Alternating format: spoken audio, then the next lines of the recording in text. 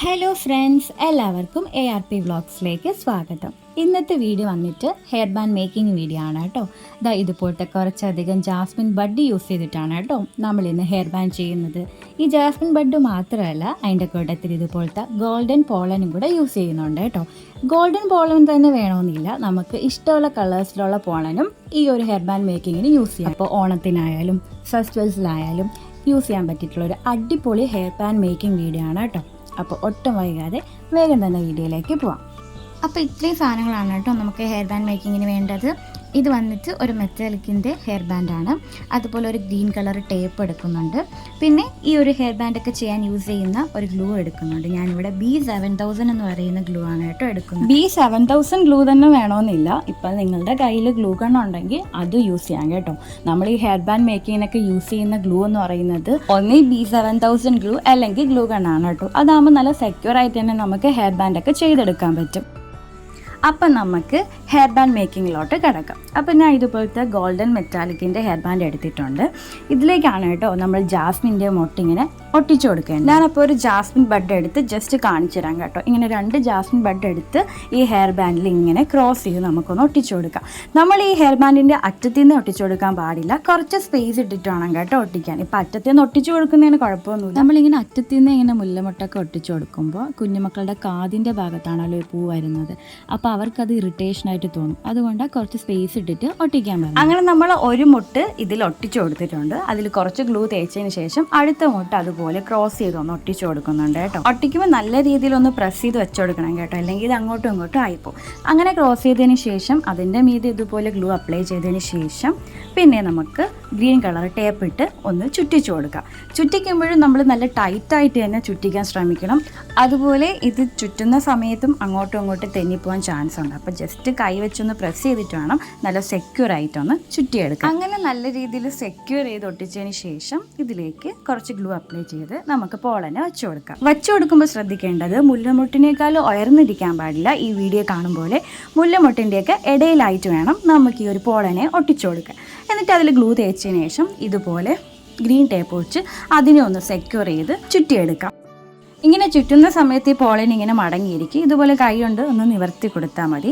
അങ്ങനെ ഈ പോളനെ നല്ല രീതിയിൽ ചുറ്റിയതിന് ശേഷം പോളൻ്റെ ബാക്കി പാർട്ടൊന്ന് കട്ട് ചെയ്ത് കൊടുക്കാം. അതിനുശേഷം ഇതുപോലെ നമ്മൾ ഗ്ലൂ അപ്ലൈ ചെയ്ത് നമ്മൾ ആദ്യം ചെയ്ത പോലെ തന്നെ 2 മുല്ലമുട്ടേനെ ക്രോസ് ചെയ്തൊന്ന് ഒട്ടിച്ചു കൊടുക്കാം. ഈ പ്രോസസ്സ് അങ്ങനെ റിപ്പീറ്റ് ചെയ്തുകൊണ്ടിരിക്കും കേട്ടോ. കാരണം ആദ്യം മുല്ലമുട്ട ഒട്ടിക്കും, അത് കഴിഞ്ഞ് പോളൻ, പിന്നെയും മുല്ലമുട്ട്, പിന്നെയും പോളൻ, അങ്ങനെ റിപ്പീറ്റ് ചെയ്ത് നേരത്തെ ചെയ്ത പോലെ ഒന്ന് ഒട്ടിച്ചെടുക്കാം. അപ്പോൾ ഞാൻ ഇനി പറയണേക്കാളും നിങ്ങൾക്ക് ഈ വീഡിയോ കാണുമ്പോൾ തന്നെ എങ്ങനെയാണെന്ന് മനസ്സിലാവും. പിന്നെ മുല്ലമുട്ട എടുക്കുന്ന ടൈമിൽ ഒരേ സൈസിലുള്ള മുല്ലമുട്ട എടുക്കുക ഒന്ന് ശ്രദ്ധിക്കണം കേട്ടോ. അല്ലെങ്കിൽ ഒരു മുല്ലമുട്ട് വലുത്, ഒരു മുല്ലമുട്ട് ചെറുത്, അപ്പോൾ നമുക്ക് ബോ ഉണ്ടാക്കുമ്പോൾ ഒരു ഏറ്റക്കുറച്ചിലൊക്കെ അനുഭവം. അപ്പോൾ മാക്സിമം ഒരേ സൈസിലുള്ള മുല്ലപ്പൂ എടുക്കുകയാണെങ്കിൽ നമുക്ക് ബോയൊക്കെ നല്ല പെർഫെക്ഷനിൽ തന്നെ കിട്ടും. പിന്നെ നമ്മൾ നല്ല രീതിയിൽ ഗ്ലൂ അപ്ലൈ ചെയ്ത് കൊടുക്കണം കേട്ടോ. അതുപോലെ തന്നെ മുല്ലമുട്ടായാലും പോളനായാലും നല്ല രീതിയിൽ പ്രസ് ചെയ്ത് ഈ ഒരു ഗ്രീൻ ടേപ്പിൽ നന്നായിട്ടൊന്ന് ചുറ്റിച്ചു കൊടുക്കണം. അല്ലെങ്കിൽ ഇത് പെട്ടെന്ന് ഇളകി പോകാൻ ചാൻസ് ഉണ്ട്. ഇതുപോലത്തുള്ള ലൊട്ടിലൊടുക്ക് സംഭവങ്ങളൊന്ന് ശ്രദ്ധിച്ചാൽ നമുക്ക് നല്ല രീതിക്ക് ഹെയർ ബാൻഡ് ചെയ്തെടുക്കാൻ പറ്റും കേട്ടോ. ഏത് ജോലിക്കായാലും അതിൻ്റെതായ പാടുണ്ട്. അതിനെ നമ്മൾ ഇഷ്ടപ്പെട്ട് ചെയ്യുകയാണെങ്കിൽ ആ ജോലി നമുക്ക് വളരെ സിമ്പിളും ആയിരിക്കും, നമ്മൾ ചെയ്യുന്നതിൻ്റെ ഔട്ട്പുട്ട് മനോഹരമായിരിക്കും. ഇതൊരു ചെറിയ പോക്കറ്റ് മണിക്ക് പറ്റിയിട്ടുള്ള ഒരു പരിപാടിയും കൂടെ ആണ് കേട്ടോ. ചെറിയല്ല, നമ്മൾ കുറച്ച് എഫേർട്ട് ഇട്ടാൽ നല്ല രീതിക്കുള്ള പോക്കറ്റ് മണി നമുക്കിതിലൂടെ ഒപ്പിക്കാൻ പറ്റും. വീട്ടമ്മമാർക്കായാലും സ്കൂൾ സ്റ്റുഡൻസിനായാലും അതിനുപരി വേറെ ആർക്കായാലും ഇതുപോലെ ഇൻട്രസ്റ്റ് ഉണ്ടെങ്കിൽ തീർച്ചയായിട്ടും ഒന്ന് ട്രൈ ചെയ്ത് നോക്കുക കേട്ടോ.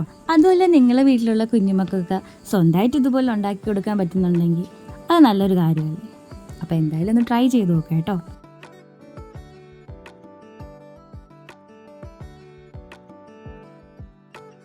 അങ്ങനെ നമ്മൾ പകുതിയോളം മുല്ലപ്പൂ ഒട്ടിച്ചെടുത്തിട്ടുണ്ട്. ഇനി ബാക്കി പാർട്ടും കൂടെ ഒട്ടിച്ചിട്ട് വരാം. അങ്ങനെ നമ്മളിത് ആ മുല്ലപ്പൂ എല്ലാം ഒട്ടിച്ചെടുത്തിട്ടുണ്ട്.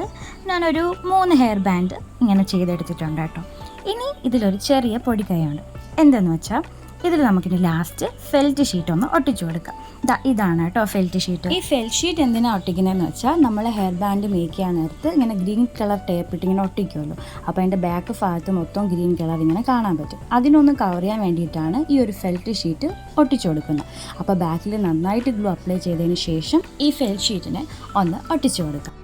മിച്ചം വരുന്നത് നമുക്കിതാ ഇതുപോലെ ഒന്ന് കട്ട് ചെയ്തെടുക്കാം കേട്ടോ. എന്നിട്ട് കൈ കൊണ്ട് നന്നായിട്ടൊന്ന് പ്രസ് ചെയ്ത് നല്ല രീതിയിൽ ഫെൽറ്റ് ഷീറ്റിനെ ഒന്ന് ഒട്ടിച്ചെടുക്കാം. അങ്ങനെ നമ്മളെ മുല്ലപ്പൂവിൻ്റെ ഫൈനൽ ലുക്ക് ഇതാണ് കേട്ടോ. ഓണത്തിനായാലും ഫെസ്റ്റിവൽസിനായാലും വെച്ചുകൊണ്ട് പോകാൻ പറ്റുള്ള ഒരു അടിപൊളി എലഗൻ്റ് ആയിട്ടുള്ള ഹെയർ ബാൻഡാണ് കേട്ടോ. കുഞ്ഞുമക്കൾക്ക് ഇത് വെച്ചു കൊടുക്കുകയാണെങ്കിൽ അവർക്ക് ഒത്തിരി ഇഷ്ടപ്പെടുകയും ചെയ്യും.